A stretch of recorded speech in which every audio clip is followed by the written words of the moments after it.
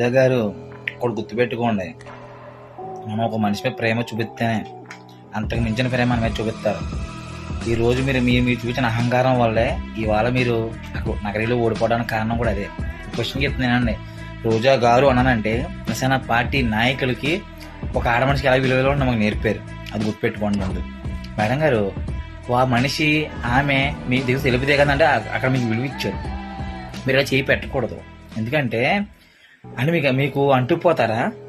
డబ్బు ఉంటే దాచుకు తినండి. ఒక పేద ప్రజల మీద అహంకారం చూపించొద్దు.